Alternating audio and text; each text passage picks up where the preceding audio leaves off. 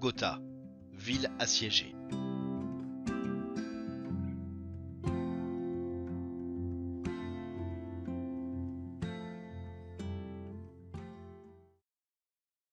Bogota, 2 juillet 1952.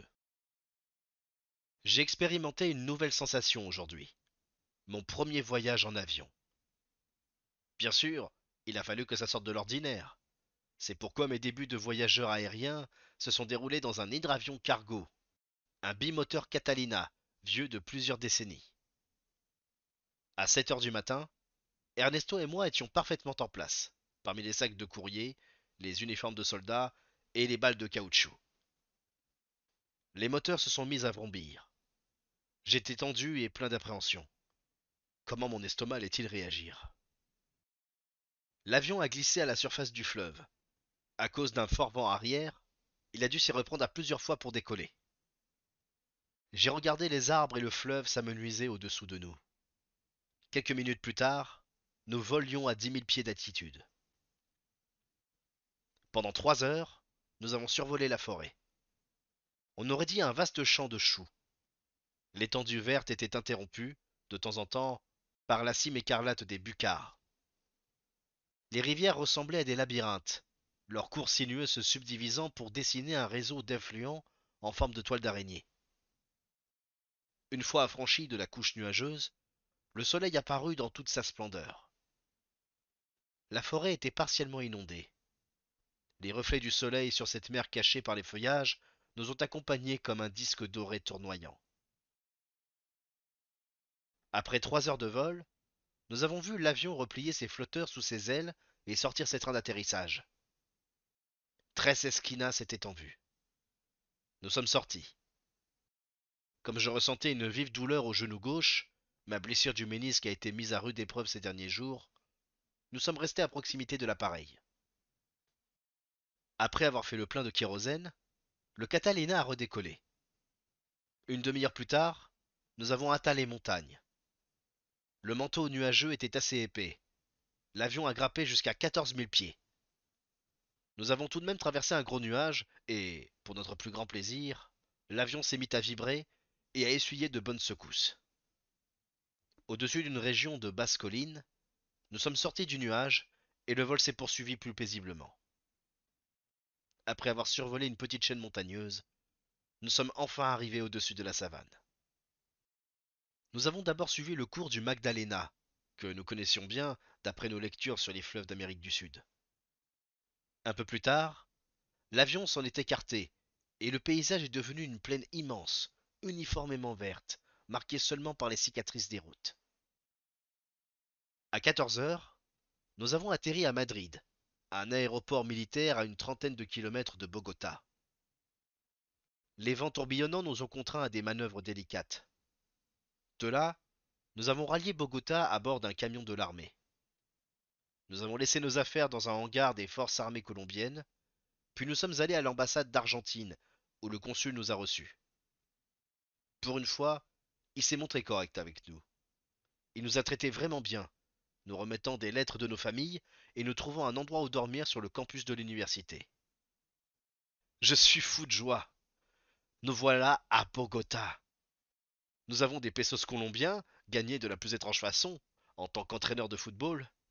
Et pour couronner le tout, des lettres envoyées par nos parents nous apprennent que tout le monde va bien et que chacun se réjouit de suivre nos aventures et d'apprendre que nous nous en tirons relativement bien. Je me sens heureux, convaincu qu'aucun nuage ne pèse à l'horizon. Après avoir salué le consul, nous nous sommes rendus sur le campus, situé aux abords de la capitale, au cœur d'un très beau parc. Les logements des étudiants sont regroupés dans 2 bâtiments juste à l'entrée. De part et d'autre de l'avenue principale se trouvent les différentes facultés, au parterre planté d'arbres et de roseraies.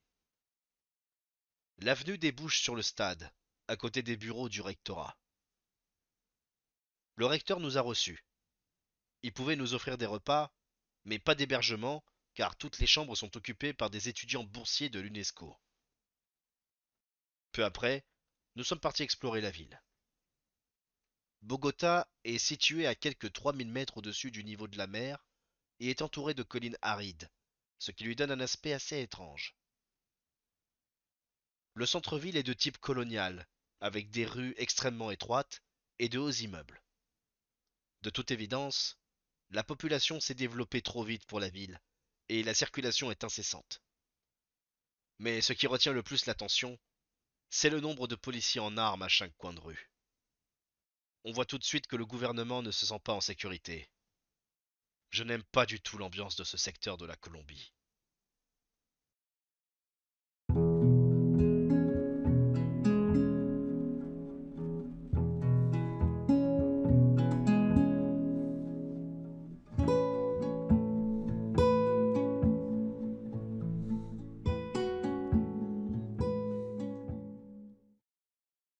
Bogota, 3 juillet 1952. Hier après-midi, en nous promenant dans le parc derrière la cité universitaire, nous sommes tombés sur un groupe de jeunes jouant au football. Nous nous sommes joints à eux et avons un peu joué, mais l'altitude m'a mis presque KO. J'avais du mal à courir sans m'essouffler. Si on ne prend pas le temps de s'y adapter progressivement, c'est incroyable comme cette terre raréfiée peut vous fatiguer. Nos partenaires de jeu étaient des ouvriers travaillant dans une usine toute proche. Nous avons parlé football et leur avons donné un aperçu des aventures que nous avions vécues depuis le début de notre périple. Ils riaient de bon cœur à certaines de nos anecdotes, tout en échangeant des regards qui semblaient demander s'il fallait croire à nos histoires.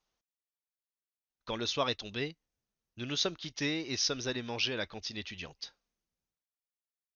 Pour la première fois depuis de nombreuses semaines, nous étions assis à une table dressée selon les règles de notre société civilisée. Le repas était bon. Une chose, toutefois, nous a surpris. Ici, on commence par les fruits frais ou une salade de fruits, ensuite viennent les plats salés. Je me suis senti très fatigué en sortant de table. Je commençais à me rendre compte qu'en l'espace de 14 ou 15 heures, nous étions passés de la forêt tropicale au niveau de la mer, au haut plateau des Andes. D'une vie rustique et dépouillée du bassin amazonien à une gigantesque métropole sophistiquée. Drôle de façon de passer l'essentiel de sa journée. Nous avons quitté la lumière et la chaleur du réfectoire des étudiants pour partir à la recherche d'un logement.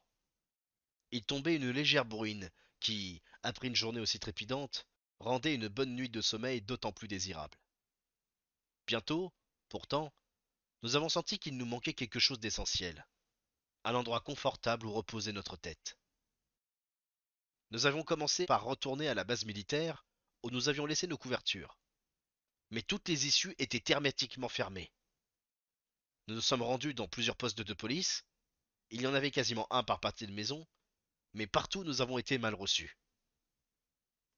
Après une autre tentative infructueuse, cette fois pour passer la nuit dans une station-service, nous avons atterri à l'hôpital San Juan de Dios. Il était déjà minuit. Nous avons dû convaincre le veilleur de nuit de nous laisser entrer et nous sommes partis à la recherche du médecin de garde. Il était saoul comme une barrique. Au début, il s'est montré soupçonneux, doutant que nous puissions être des confrères. Puis, avec cette affabilité d'ivrogne, il a fini par nous offrir ce qu'il avait de mieux. 2 chaises. Il s'est excusé de ne pas pouvoir nous proposer autre chose de plus confortable, et il est parti cuver ailleurs. Nous nous sommes endormis sur les chaises jusqu'à 6 heures du matin, puis sommes sortis prendre un petit déjeuner. Quelques heures plus tard, nous nous sommes présentés au docteur Maldonado, muni d'une lettre de recommandation du docteur Pecce. Il s'est montré assez cordial avec nous, nous a fait rencontrer le docteur Serrano, responsable de la campagne anti-lèpre, qui nous a promis de nous donner la permission de loger à l'hôpital Santa Clara. Nous devions repasser à 15 heures pour récupérer une autorisation écrite. Ensuite, nous avons fait un saut jusqu'au club de football des Millonarios pour saluer quelques joueurs argentins. Nous avons rencontré Banegas et lui avons laissé entendre que nous serions heureux d'assister au match qui les opposera dimanche au Real Madrid. Il a fait mine de ne pas comprendre. Nous sommes allés déjeuner à l'université. Nous avons fait observer à nos compagnons de table l'importance de la présence policière sur le campus. Après moult précautions oratoires, ils nous ont confié qu'une grève étudiante venait d'être sauvagement réprimée par le gouvernement et la police. Après déjeuner, nous avons pris la direction du centre-ville. En traversant un terrain vague tapissé d'un épais gazon, Nous avons cédé à la tentation de nous allonger. Après le bon repas que nous venions de faire et notre mauvaise nuit, nous étions très fatigués. Nous nous sommes assoupis. Une désagréable bruine nous a bientôt contraints à quitter notre chambre, et en attendant qu'elle se dissipe, nous nous sommes réfugiés sous une porte cochère. Puis nous sommes arrivés dans un petit parc avec des bancs. Je m'y suis allongé et ai dormi pendant qu'Ernesto écrivait dans son journal. À mon réveil, nous avons décidé de nous rendre au consulat d'Argentine. Ne trouvant pas notre chemin, nous avons eu la mauvaise idée de le demander à un policier. Il s'est mis à nous suivre sans que nous nous en rendions compte. Après avoir tourné en rond, nous n'arrivions pas à nous décider sur la direction à prendre. Ernesto a alors sorti son couteau de gocho, plus un coupe-papier qu'autre chose, et a tracé un plan sur un mur. Apparemment intéressé par ce beau petit couteau en argent, le policier s'est approché et le lui a confisqué. Après une brève altercation, nous avons décidé de suivre le policier pour lui reprendre le couteau. À peine avions-nous traversé un pâté de maison qui nous a fouillés pour trouver des armes, au lieu de quoi il est tombé sur les pilules anti-allergiques de Fusser. Attention! A lancé Ernesto d'une voix mi-sarcastique mi-hargneuse. C'est un puissant poison! Pourquoi a-t-il dit cela? Je n'en ai aucune idée.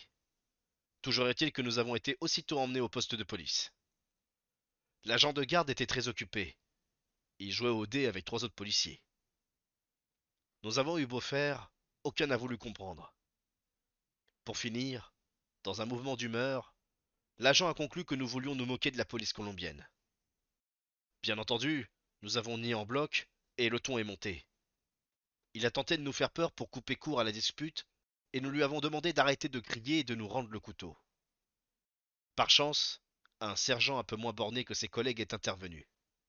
Il a perçu tout le ridicule de la situation et nous a conseillé d'aller réclamer le couteau au commissariat central, dont il nous a donné l'adresse. Une fois relâchés, nous sommes allés voir le docteur Maldonado.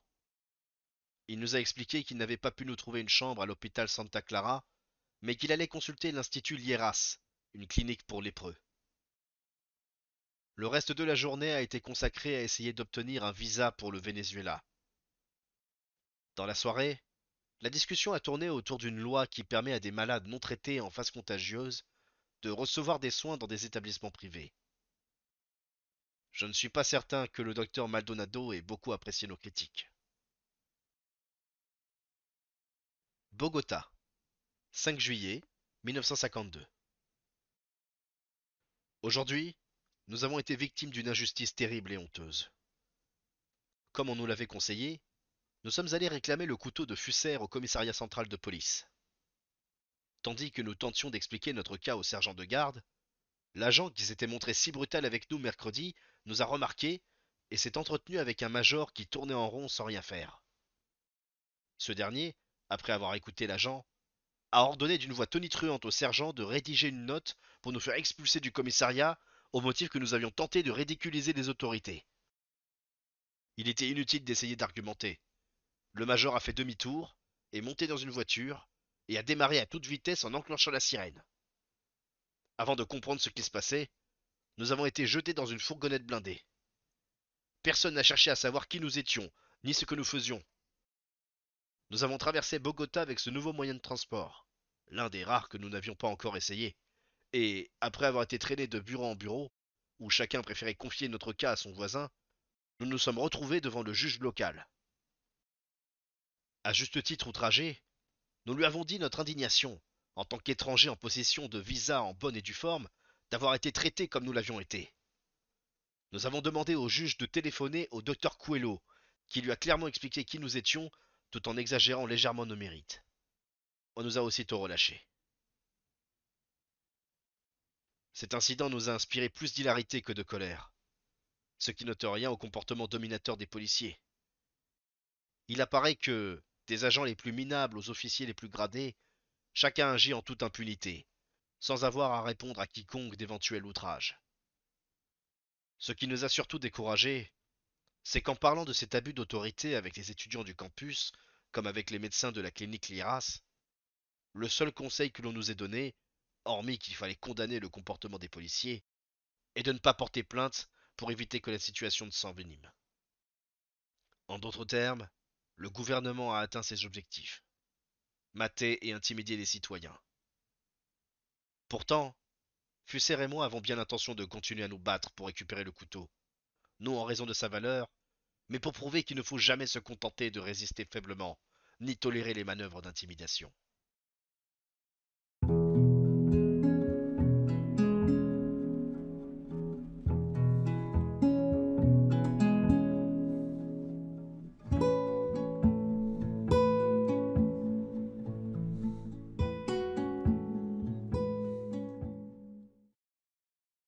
Bogota, 6 juillet 1952.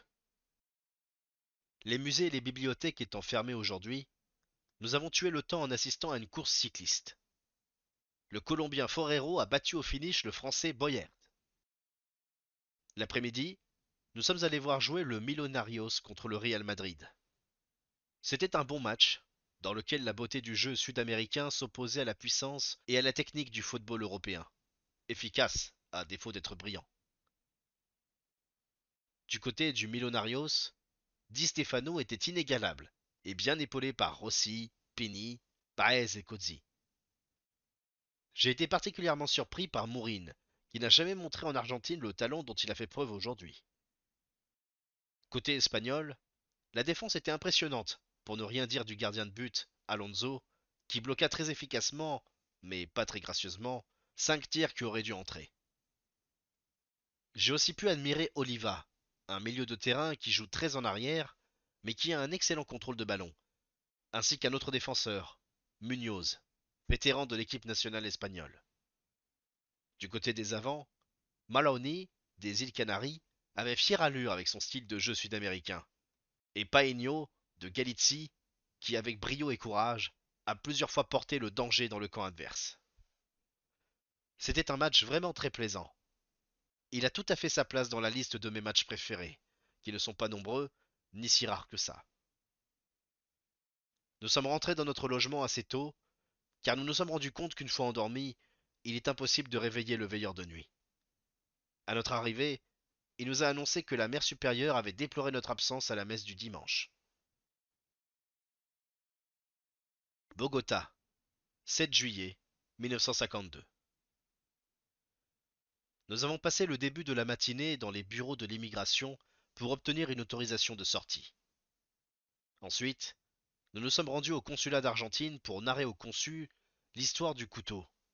Mais il était absent et nous avons repoussé notre visite à demain. De retour sur le campus, nous avons discuté avec quelques étudiants. Ils semblaient bien connaître les sujets politiques et montrent par conséquent une certaine ouverture d'esprit. Nous avons parlé politique, littérature et sport. L'une des découvertes les plus enrichissantes que j'ai faites lors de ce bref séjour en Colombie est celle de la poésie de Porfirio Barbad Jacob. Pas plus que du péruvien Valero, je n'en avais jamais entendu parler. En Argentine, personne ne connaît ces poètes. À la place, on nous fait étudier Menéndez y Pidal, ainsi que des dizaines de poètes européens avec lesquels nous n'avons rien en commun. Bogota, 8 juillet 1952. Nous sommes restés toute la matinée avec Di Stefano, à parler de football, de médecine et, enfin, des montagnes de Cordoba. Il nous a offert du maté, ainsi que 2 tickets pour le match de demain. L'après-midi a été consacré à obtenir des visas pour le Venezuela. Cela fait, nous sommes retournés au consulat d'Argentine. À notre demande, le consul a téléphoné au commissariat de police et nous sommes retournés réclamer le couteau. Nous avons d'abord parlé au juge, puis à l'officier de garde. Le sergent à qui nous avions eu affaire samedi s'est joint à nous et nous a assuré qu'il appellerait l'agent responsable de ce micmac. Nous devons revenir demain après-midi récupérer notre bien. Le soir, à l'université, nous avons discuté avec des étudiants qui ont obtenu une bourse de l'UNESCO. Un Uruguayen et 2 Vénézuéliens nous ont impressionnés par leur curiosité d'esprit et leurs idées progressistes. Ce sont des types bien. J'espère seulement que la pieuvre yankee ne va pas les étouffer, car le parrainage de l'UNESCO signifie que les États-Unis sont prioritaires à l'embauche. À notre retour à l'hôpital, ce soir, nous avons constaté que notre chambre n'avait pas été faite. On dirait que les sœurs ont une dent contre nous. Bogota, 9 juillet 1952. Aujourd'hui, nous n'avons pas chômé. Le matin, nous étions à l'université où nous étions conviés à disputer une partie de football. À 11 heures, nous sommes partis rejoindre le stade Campine où se déroulait le second match Millonarios-Real Madrid. On aurait dit un clone du premier, grâce et virtuosité du côté sud-américain, étalage de puissance du côté espagnol. Ensuite, nous nous sommes rendus au poste de police. L'officier qui nous a reçus a tenté, comme ses collègues, de nous intimider, prétendant que nous avions tourné en ridicule les autorités et que l'affaire remonterait jusqu'au ministère de la Défense. Puis nous avons eu droit à l'habituel volet d'insultes. Nous avons vigoureusement rejeté l'accusation, et nous lui avons bien fait comprendre que nous comptions remuer ciel et terre pour faire valoir nos droits. Devant notre assistance, il nous a envoyés dans le bureau de l'officier en chef. Ce dernier nous a écoutés comme s'il n'avait jamais entendu parler de toute cette affaire, puis il nous a servi quelques allusions sur le danger qu'il y a de défier les autorités. Enfin, il a ouvert un tiroir et en a sorti le couteau. Fusser l'a pris avec une fierté non dissimulée. Heureux de ces dénouements, nous avons remercié l'officier et sommes partis. Après un passage par la gare pour vérifier le prix d'un billet pour Agua de Dios, nous sommes allés au ministère de la Santé prévenir le docteur Maldonado de notre départ. Une surprise de taille nous y attendait. D'un ton glacé, il nous a annoncé qu'il avait envoyé un message à la clinique Liras pour nous avertir que le ministère regardait notre visite à Agua de Dios comme peu souhaitable, tant pour nous que pour l'État. En conséquence de quoi, nous n'étions pas autorisés à nous rendre à la léproserie. Bien sûr, nous avons réclamé des explications, mais le docteur a refusé de nous en dire davantage et nous a ordonné de partir. Après le dîner, nous sommes allés à la clinique où l'on nous a remis sa lettre.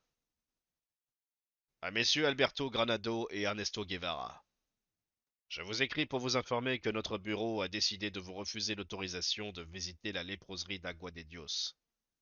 Je vous demanderai également de bien vouloir chercher un autre lieu d'hébergement, car votre séjour à la clinique ne peut être prolongé plus longtemps. Bien à vous, docteur Maldonado.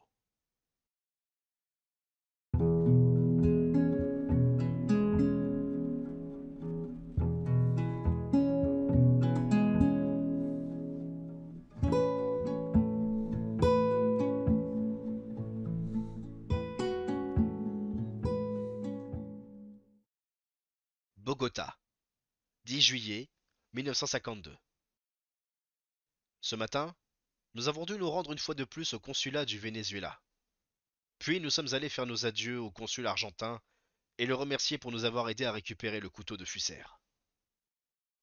Au déjeuner que nous avons pris à l'université, les architectes et un groupe d'étudiants nous ont remis le fruit d'une collecte organisée pour nous, 100 pesos colombiens.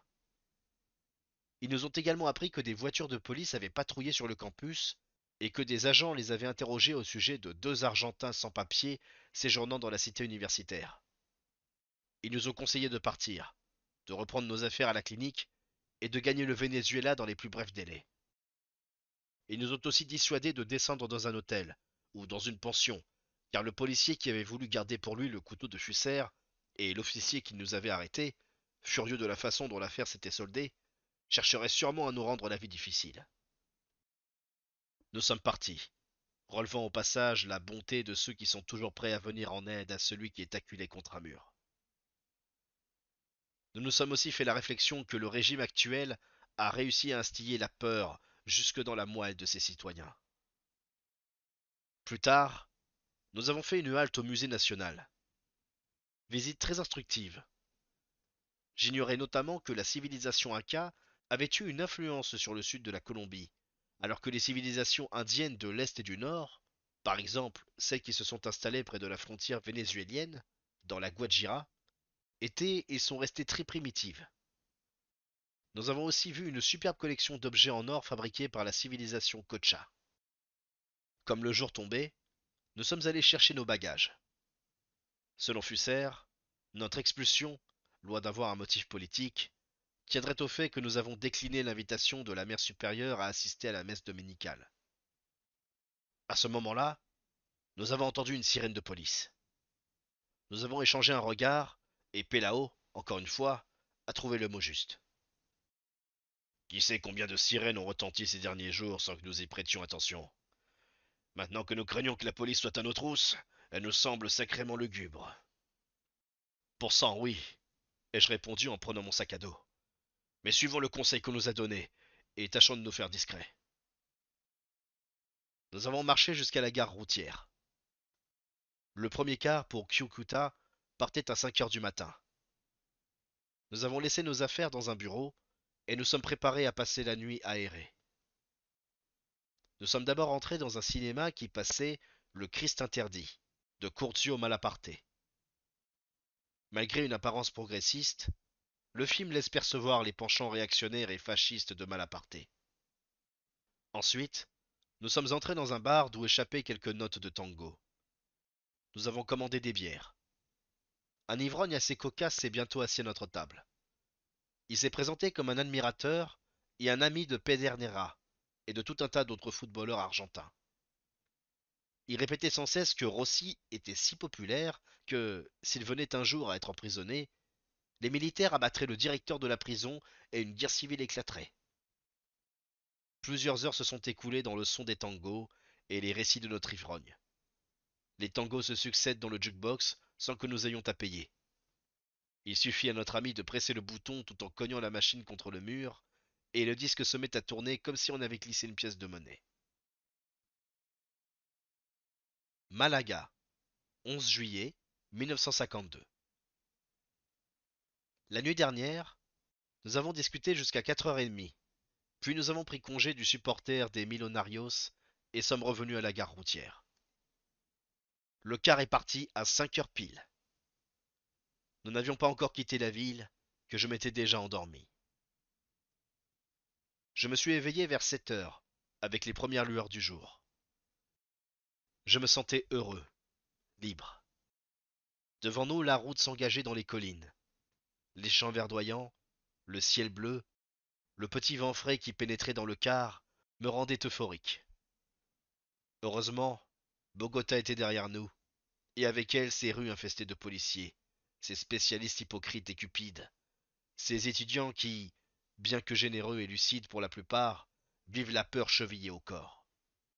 La Colombie que nous avons vue aurait bien besoin d'un autre réformateur de la trempe de Gaëtan.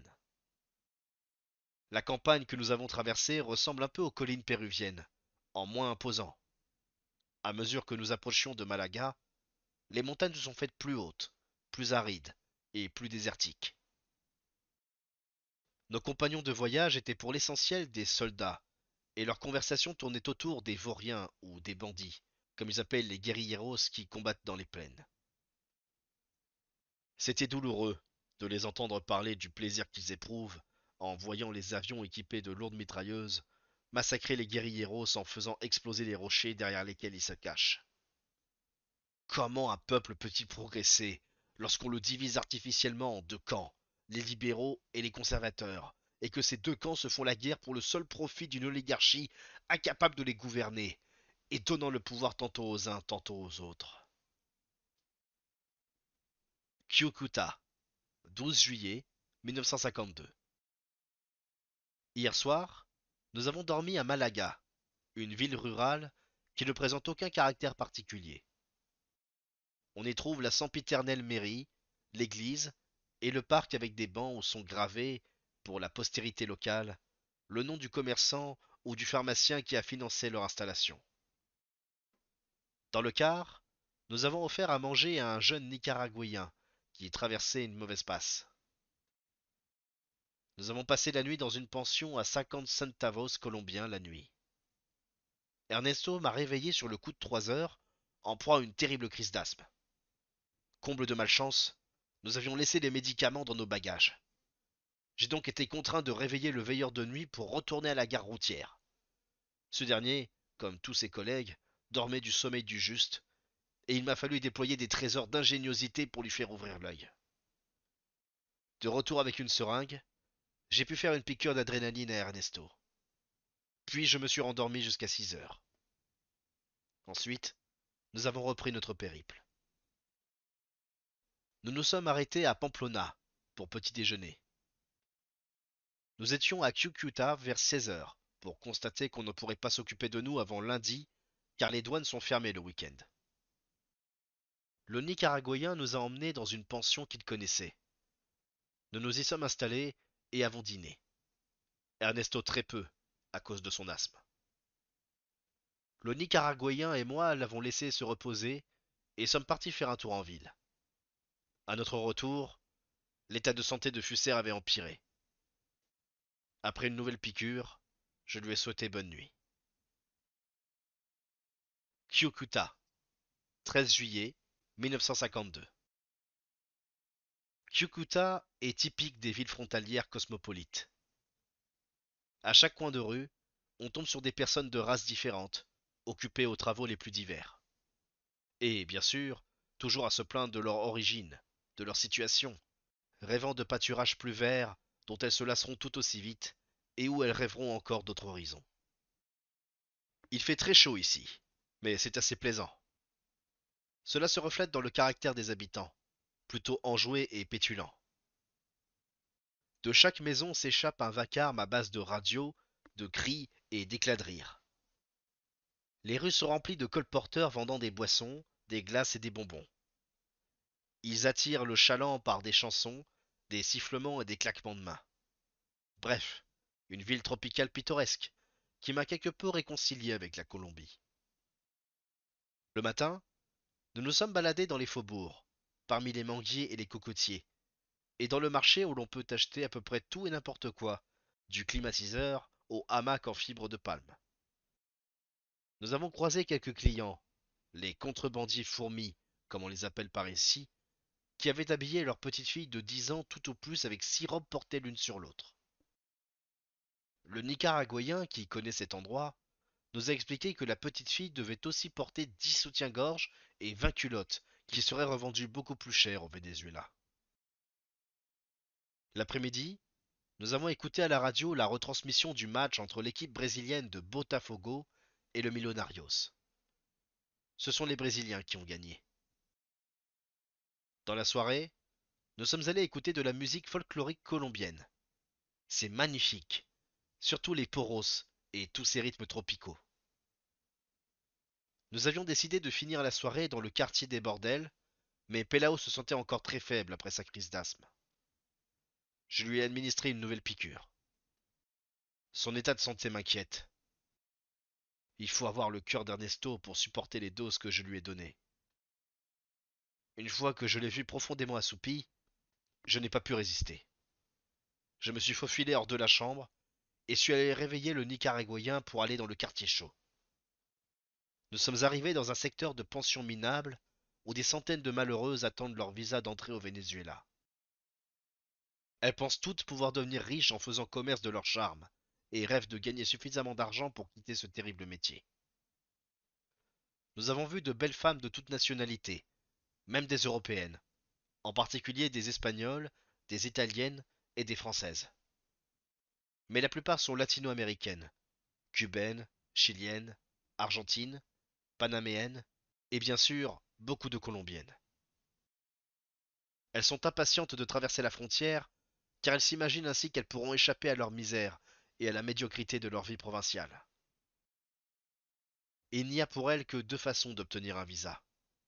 Trouver assez d'argent pour verser un pot de vin ou coucher avec un homme suffisamment influent. N'ayant ni argent ni relation, j'ai pu rester, hélas, fidèle à mes principes, et j'ai tenté de démontrer à ces femmes, de la façon la moins douloureuse possible, combien elles se berçaient d'illusions. Je leur ai parlé de la traite des blanches en Argentine. Je leur ai expliqué qu'ils étaient les victimes d'un système social qui les marginalise, les exploite et les traite comme des marchandises. Le Nicaraguayen, qui rêve de devenir millionnaire en cherchant des diamants dans l'Orinoco, s'est senti directement visé et a tenté de réfuter mes arguments en citant des passages tirés du Reader's Digest, traitant du libre-échange.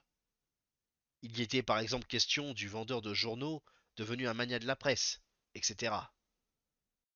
À ma grande surprise, la plupart des femmes sont tombées d'accord avec moi, même si, tout au fond d'elles, elles sont persuadées qu'elles ne peuvent pas se dresser contre leur destin, et qu'elles n'ont pas d'autre choix que de s'y résigner.